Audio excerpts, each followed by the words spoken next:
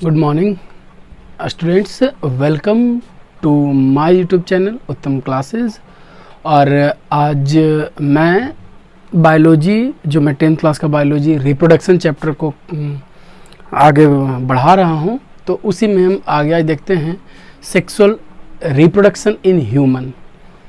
ठीक है, तो एग्ज़ाम के पॉइंट ऑफ व्यू से बहुत इंपॉर्टेंट टर्म यह है। एग्ज़ाम के पॉइंट ऑफ व्यू से रिप्रोडक्शन एक बहुत ही इंपॉर्टेंट टॉपिक चैप्टर है, but reproduction in human is also very important. ठीक है ना, क्योंकि इससे एक या दो क्वेश्चन पूछना ज़रूरी है और मैं कोशिश करूँगा कि इसमें जहाँ तक हो सके आपको बहुत अच्छे तरह से बताऊँ। तो प्लीज़ इस वीडियो को ध्यान से देखिएगा और हो सके तो अपने पास कॉपी और पेन रख लीजिए। जो भी मैं इंपॉर्टेंट चीज़ बोलूँगा एक चीज़ को सुनिएगा, हर वो चीज़ को सुनिएगा ध्यान से, और जो भी मैं इंपॉर्टेंट चीज़ को आपको लिखवाऊंगा, दिखाऊंगा, लिखकर उसको लिखिएगा ज़रूर। सो स्टार्ट करते हैं अपना वीडियो।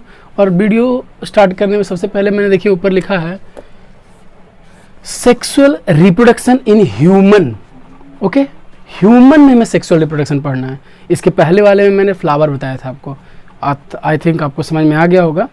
ठीक है ना, तो फ्लावर में मैंने बताया, अब ह्यूमन में हमें पढ़ना है।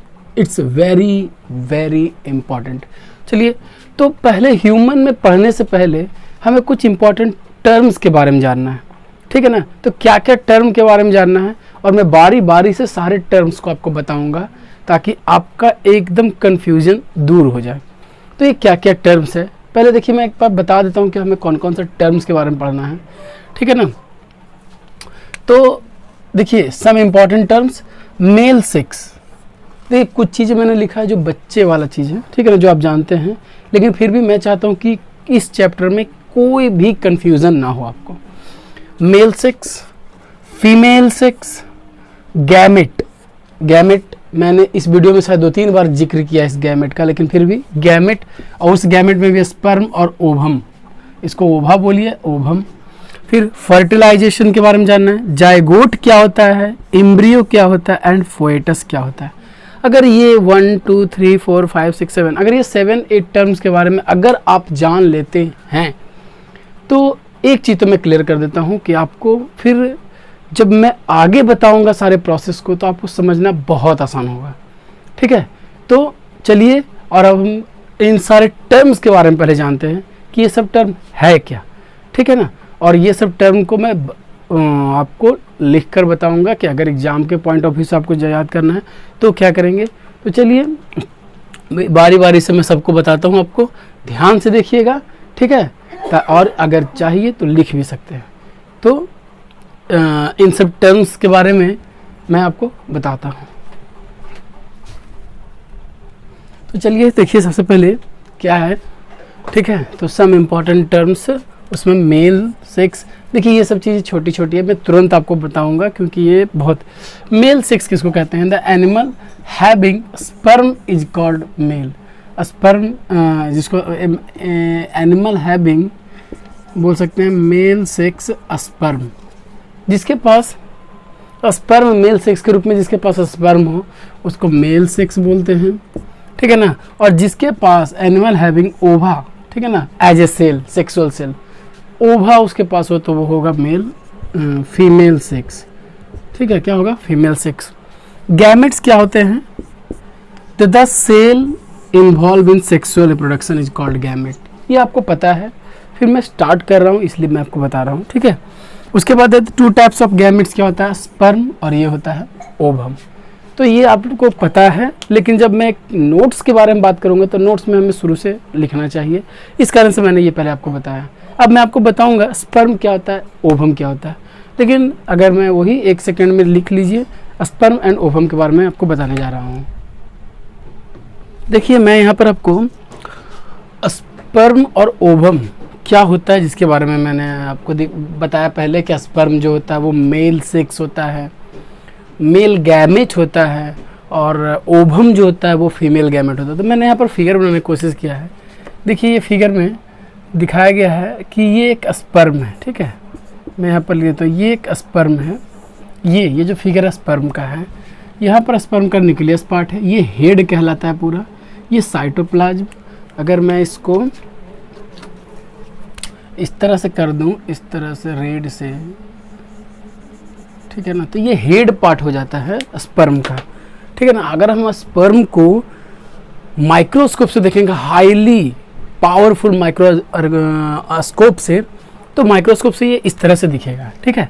देखिए यहाँ पर ये टेल पार्ट है इसका, देखिए मैंने यहाँ पर टेल लिखा है, पूंछ वाला पार्ट, ये इसका मिडिल पार्ट है ये, ठीक है, ये इसका मिडिल पार्ट है, मैंने मिडिल पार्ट लिखा, ये इसका हेड पार्ट है। इसी में ये न्यूक्लियस है, ये साइटोप्लाज्म है और ये सेल मेम्ब्रेन है, ठीक है, ये है जो सेल मेम्ब्रेन है। तो ये पूरा पार्ट है स्पर्म का, जो कि सिर्फ जानना है हमें, ठीक है ना, कि हाईली इनलार्ज स्पर्म ऐसे दिखता है। देखिए 0.05 मिलीमीटर लॉन्ग ये होता है, मात्र 0, मैं पहले आपको बताया कि में होता है मिलीमीटर, क्यों? क्योंकि इसको देखने के लिए पावरफुल आपको माइक्रोस्कोप की जरूरत पड़ता है। सिंगल सेल का होता है ये, इतना जानना है हमें, ठीक है। फिर ये है ओवम, ठीक है, ये ओवम में देखिए यहाँ पर ओवम, ये एक दिखाया गया डायमीटर, तो देखिए 0.01 इसका डायमीटर होता है, ठीक है ना, 0.01 डायमीटर। ये भी सिंगल सेल होता है। ये देखिए ओवम का ये सेल मेम्ब्रेन दिखाया गया, साइटोप्लाज्म, न्यूक्लियस, ये गोल होता है, ठीक है। तो ये दोनों जो मैंने बताया, इसके पीछे सिर्फ कारण है कि आपको स्पर्म और ओवम का हाईली मैग्नीफाइड पिक्चर आपको पता होना चाहिए। और ये अगर आपको लग रहा है तो आप और भी सर्च करके देख सकते हैं बहुत सा, ठीक है ना, कि कैसा स्पर्म का पिक्चर होता है, बुक में भी आपका देता है। तो ये एक्चुअली में स्पर्म और ओवम क्या होता है, ये एक फीमेल से गैमेट है और ये एक मेल गैमेट है, और इन्हीं दोनों का फ्यूजन होता है, ठीक है, इन दोनों का फ्यूजन होता है। फ्यूजन, ये क्या आपने टर्म बोल दिया सर, देखिए फ्यूजन का मतलब होता है स्पर्म और ओवम का मिलना। जब ये दोनों मिलते हैं तो फ्यूज का मतलब मिल जाना, और मिलकर क्या होता है, जायगोट बनाते हैं। जायगोट को फर्टिलाइज्ड एग भी बोला जाता है। मतलब जब स्पर्म और ओवम मिलते हैं तब एक नया सिंगल सेल एक बनता है, उस सिंगल सेल को जायगोट बोलते हैं, या इसी को फर्टिलाइज एग, ये फर्टिलाइज होता है, ठीक है, फर्टिलाइजेशन के बाद बनता है ये। तो ये फर्टिलाइजेशन क्या है हम बात करेंगे, लेकिन उसके पहले मैंने आपको बताया कि ये जायगोट बनता है। ये जायगोट एम्ब्रियो बनता है, ठीक है ना, आपको पता होगा कि ये जायगोट जब बनता है, ये मैं सब कुछ फिर मैं बाद में आपको पूरा बताऊंगा, लेकिन फिलहाल एक रफ नॉलेज होना चाहिए। ये जायगोट एम्ब्रियो, ये एम्ब्रियो बाद में फोएटस बनता है, और यही फोएट बाद में बेबी का रूप ले लेता है, ठीक है। तो मैं ये बताने का कोशिश कर रहा था कि किस तरह से होता है जो, क्योंकि अब हमें जो टर्म जानना है वो फर्टिलाइजेशन के बारे में जानना है कि फर्टिलाइजेशन होता क्या है, ठीक है ना। लेकिन उसके पहले इसको आप देख लीजिए एक बार, जो आपको इम्पोर्टेंट लगे। एक रफ मैंने बता दिया यहाँ से, यहाँ तो मैंने बहुत क्लियरली आपको बताया ये रफ, कि जब स्पर्म और ओवम दोनों मिलते हैं, क्योंकि देखिए इसके पास टेल होता है, तो टेल होने के कारण ये मोटाइल होता है, मोटाइल मतलब मूव करने वाला, ठीक है ना। तो ये मूव करता है और इसमें जाकर ये मिलता है, ठीक है ना, और इसमें मिलता है तो ये यहाँ पर फ्यूजन का प्रोसेस होता है। फ्यूजन में दो मिलकर जायगोट बनाता है, यही जायगोट बाद में एम्ब्रियो, फोएटस, देन बेबी। तो अब इसके बाद हम सब फर्टिलाइजेशन के बारे में जानेंगे। तो आई थिंक आपको जो बेटर इसमें कुछ लगा, अगर कि आप कर सकते हो, बना सकते हो, लिख सकते हो, देन यू कैन, उसके बाद हम आगे चलेंगे। ओके, तो अब हम चलते हैं अपने नेक्स्ट टॉपिक की ओर, और नेक्स्ट टॉपिक है हमारा फर्टिलाइजेशन। क्या होता है फर्टिलाइजेशन? बहुत ईजी होता है, देखते हैं क्या होता है। तो देखिए, the fusion of male gamete, देखिए मेल गैमेट का नाम स्पर्म, वो पूंछ वाला जो मैंने आपको बताया था।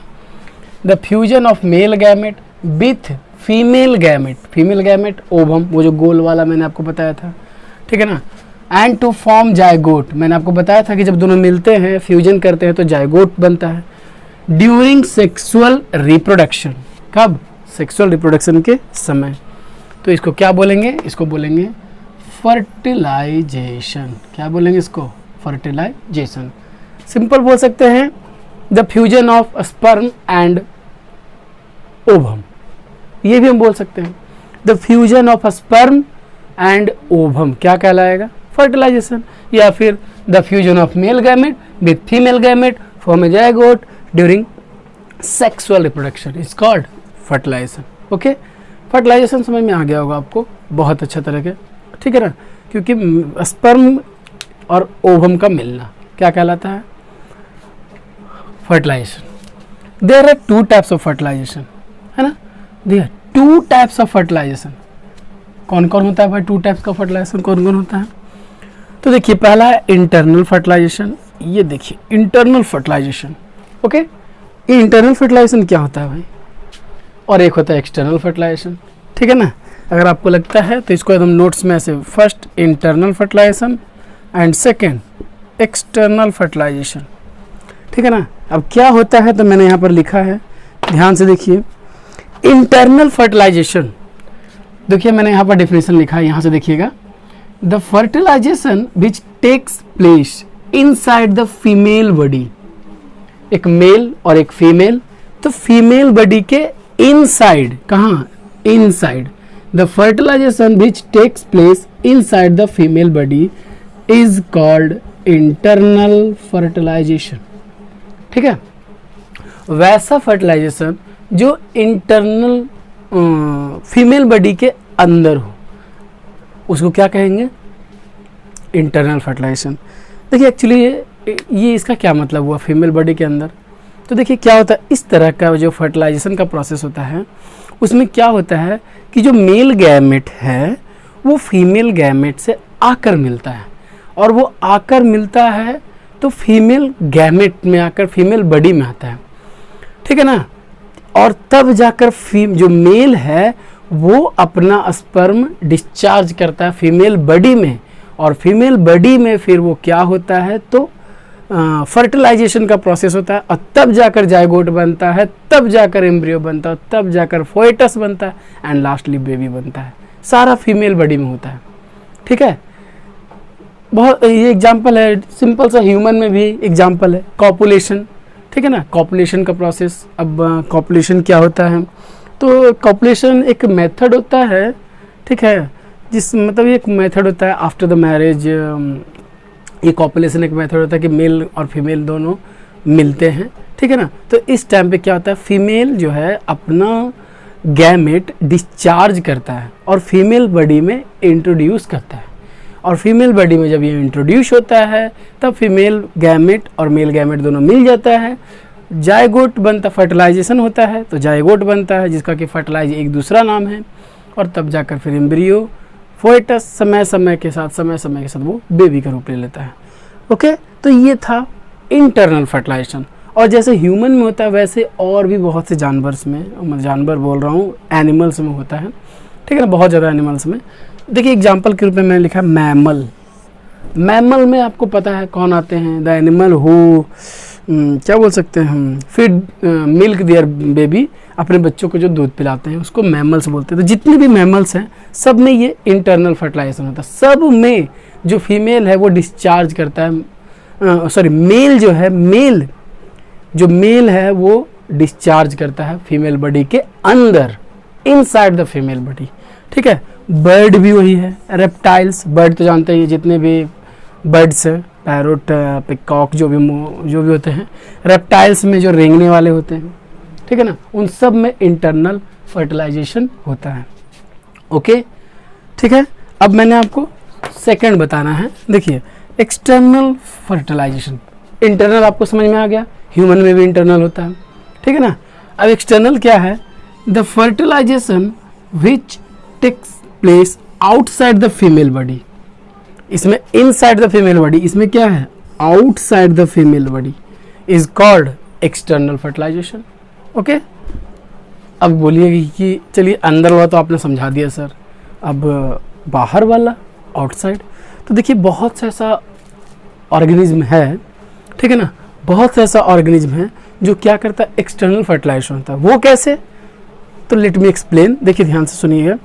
क्या होता है कि मेल जो होते हैं, ठीक है ना, जैसे मैं सिंपल सा एग्जांपल लेता हूँ कि ये सब एम्फीबियंस में बहुत होता है.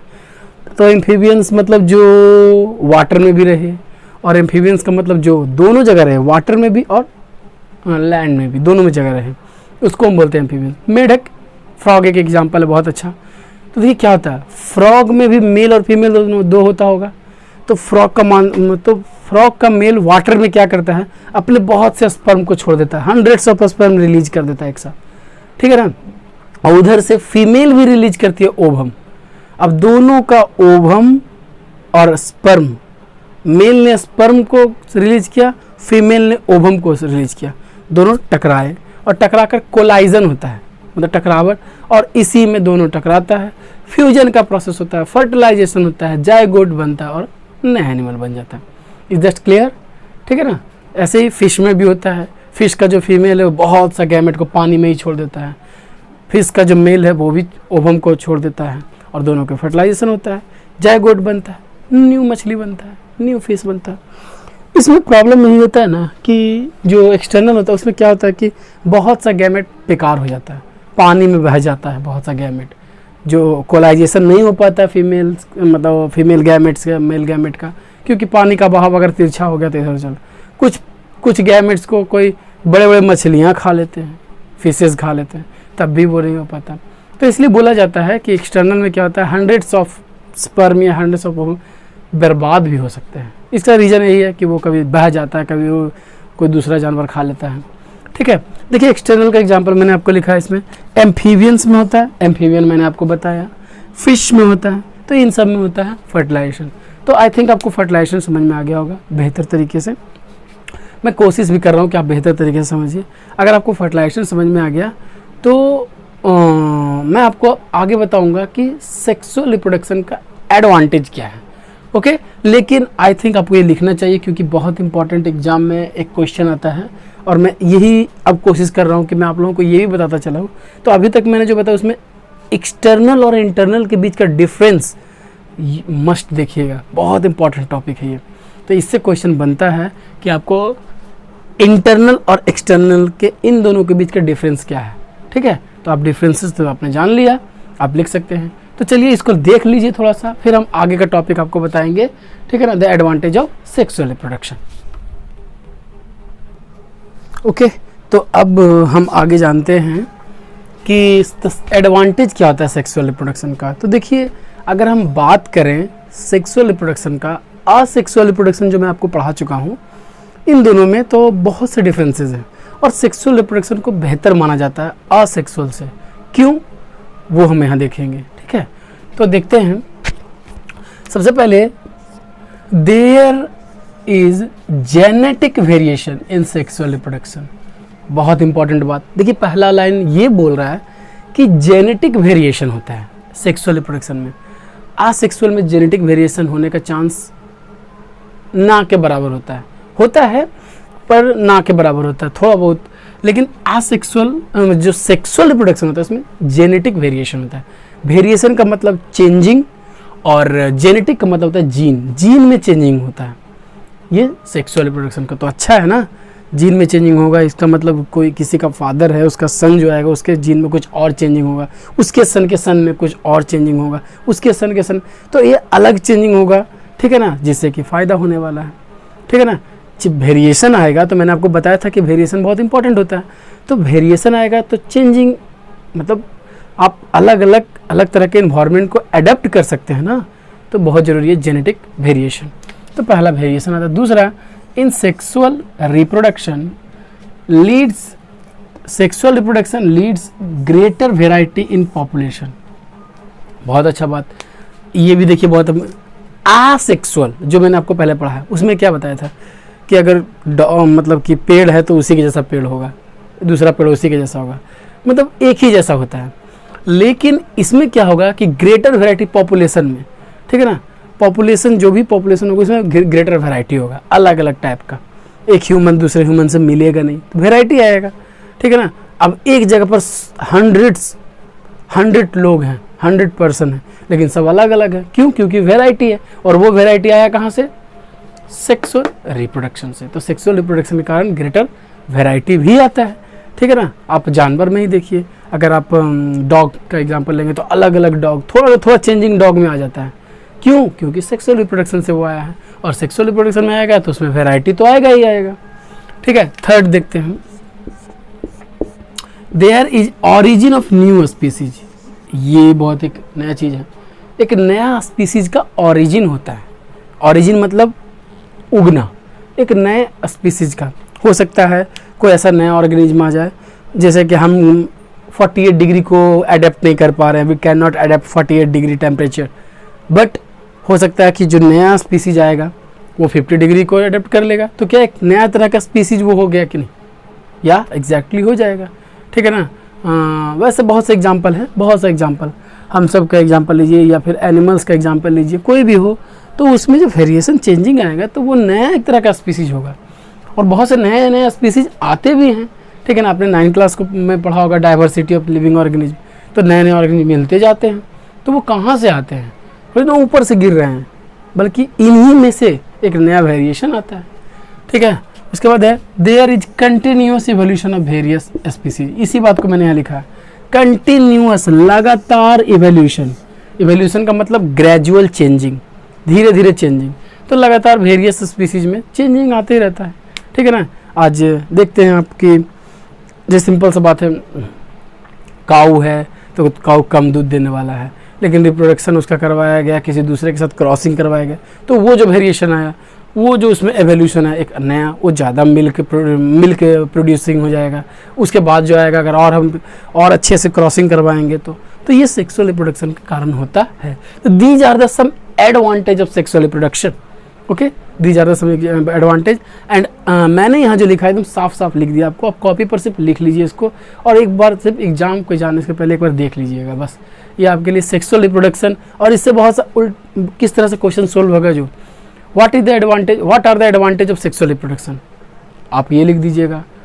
Why sexual reproduction is better than asexual reproduction, यही आंसर जाएगा। ठीक है ना।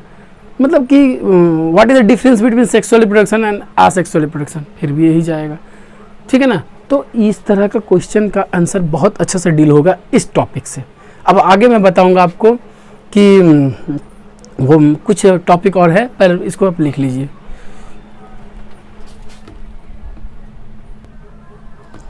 ओके, तो देखिए मैं हमेशा बताता हूँ कि मैं एग्ज़ाम के पॉइंट ऑफ व्यू से बताता हूँ आपको। तो देखिए एग्ज़ाम के पॉइंट ऑफ व्यू से एक बहुत ही इंपॉर्टेंट क्वेश्चन यहाँ पर डील होगा, जैसे कि आप ध्यान से देखिएगा। Why the amount of DNA does not gate double during sexual reproduction, ये क्वेश्चन आता है। और जब आपको ये क्वेश्चन आएगा तो सीरियसली मैं बोलता हूँ कि आप लोग लाख पढ़ लेंगे, लेकिन इस क्वेश्चन को थोड़ा सा डील करने में आपको प्रॉब्लम होगा, और मैं अभी भी उसको आपको समझाऊंगा, फिर भी आपको समझने में थोड़ा प्रॉब्लम होगा। बट ध्यान से देखिएगा, क्वेश्चन कह रहा है कि जब सेक्सुअल रिप्रोडक्शन होता है तो उस समय DNA डबल क्यों नहीं हो जाता है। ठीक है ना, यही क्वेश्चन है, DNA डबल क्यों नहीं हो जाता है।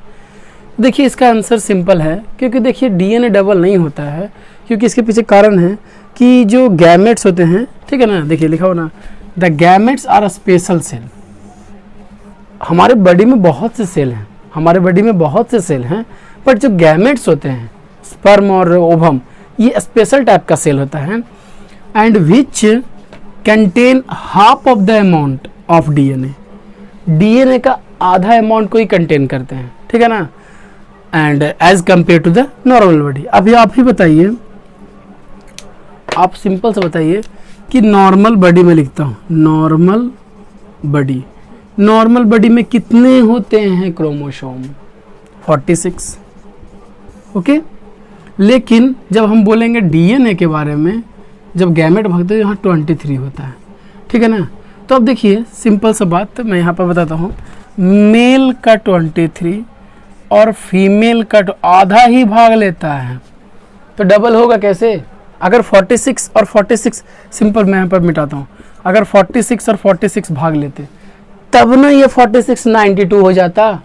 ओके, लेकिन नहीं ऐसा, ये 23 ही भाग लेते हैं और ये भी 23।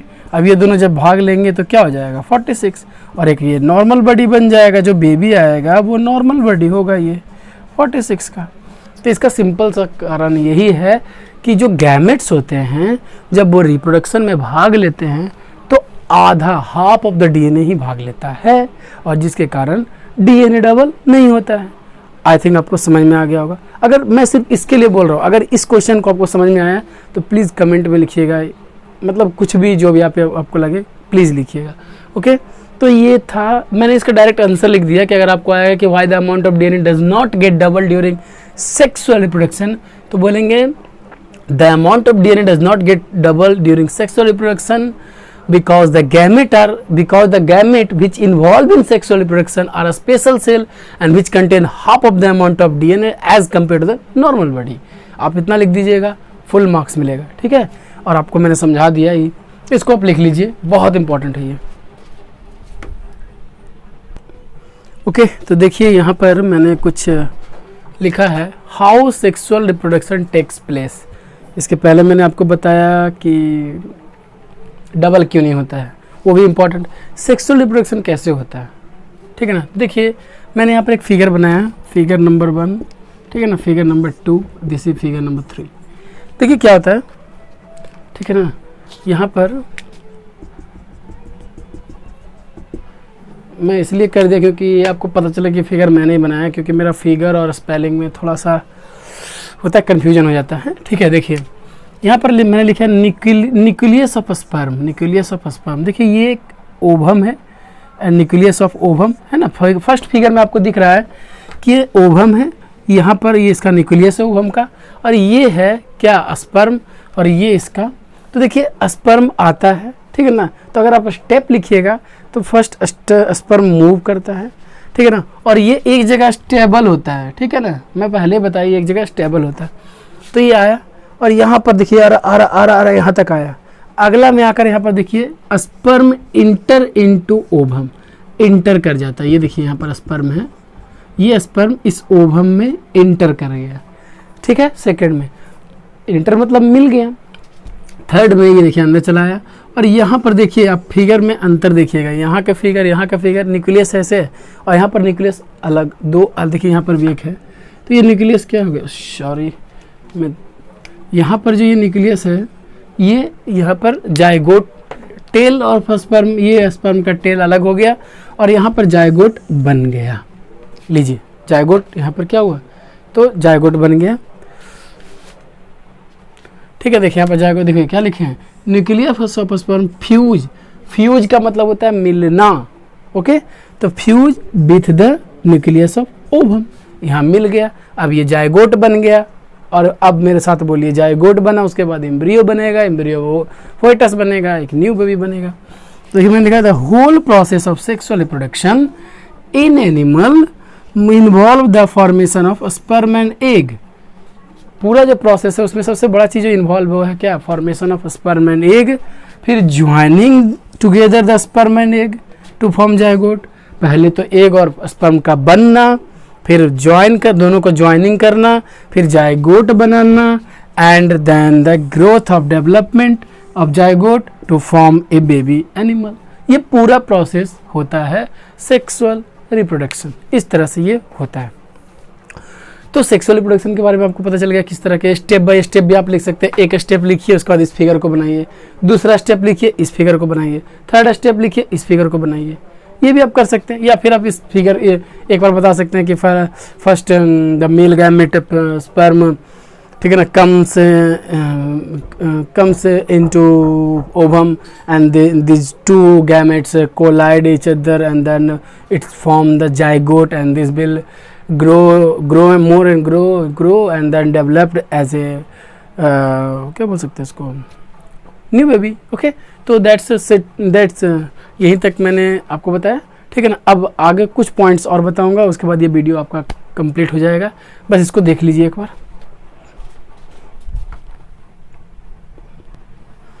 ओके तो बच्चों अब ये मतलब मेरा जो वीडियो है वो यहीं पर समाप्त होता है, लेकिन कुछ टर्म को मैं बता देता हूँ उसके बाद, ठीक है। तो ये आपका कंप्लीट हो जाएगा। अब मैं अगले वीडियो में आपको बताऊंगा कि क्या जाना है, पहले इसको देख लेते हैं, उसके बाद मैं बात करूंगा इससे।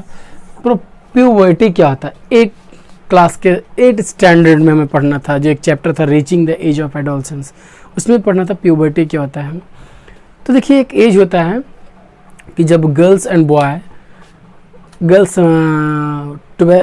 जो होते हैं 11 से 13, ठीक है ना। अगर हम गर्ल्स की बात करें तो 11 to 13 इसके बीच में, एंड बॉयज़ के बारे में बात करेंगे तो 12 to 14।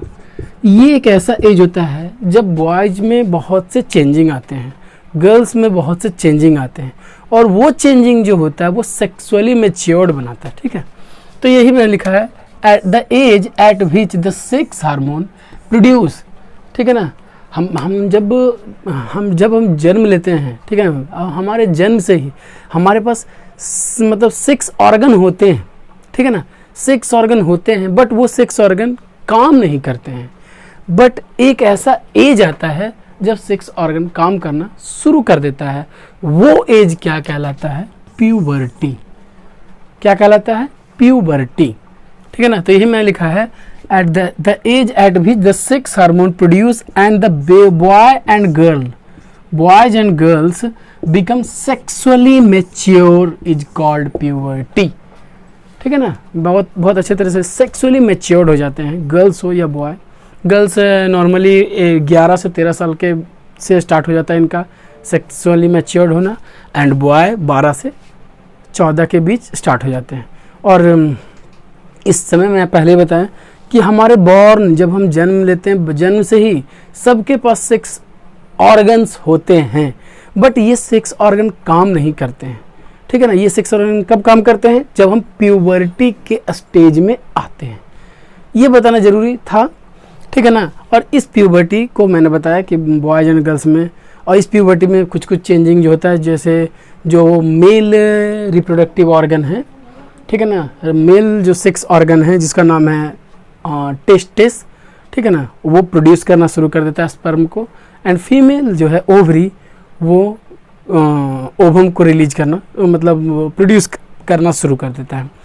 तो ये प्यूबर्टी के बारे में आपको पता है। प्यूबर्टी के समय बॉयज़ में बहुत से चेंजेज आते हैं, जैसे कि फेशियल हेयर आना, ठीक है ना, मॉइस्चर आना, ठीक है ना, मतलब क्या होता है, जो चेस्ट है वो ब्रॉडन हो जाना, मस्कुलर हो जाना, ठीक है ना, बहुत से चेंजेज आते हैं। वैसे गर्ल्स में भी बहुत से चेंजेज आते हैं, आवाज़ सिरिल हो जाना, ठीक है ना, और बहुत से और भी चेंजेज आते हैं गर्ल्स में। ठीक है ना, जब आप बुक पढ़िएगा तो आपको समझ में आएगा।